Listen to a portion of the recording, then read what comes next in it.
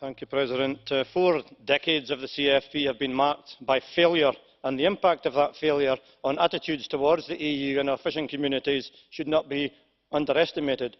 Ironically, just as the CFP is moving, albeit slowly, towards a more regionalised and decentralised model, the UK is leaving the EU.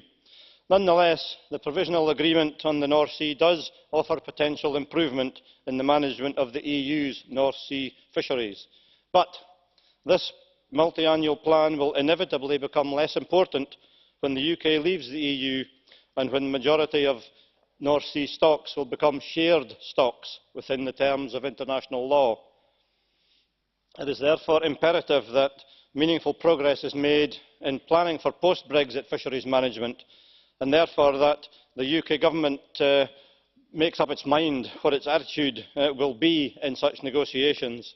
But ultimately, in my view, my hope is that Scotland will choose to become a normal independent nation again, able to set and to pursue our own priorities in negotiations with our neighbours.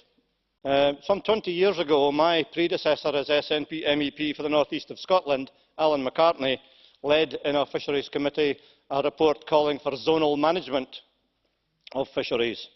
At that time, the Commission and the Council, including the UK Government, failed to embrace the idea. Again, a little over 10 years ago at the previous CFP reform, I voted against the Parliament's position at that time because it did not go far enough in calling for decentralised management of fisheries and therefore more input for Scotland.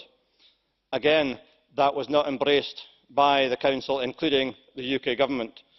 One of the principal reasons that the CFP has been a failure for Scotland, and indeed for many other areas, is because successive UK governments have helped to construct it that way.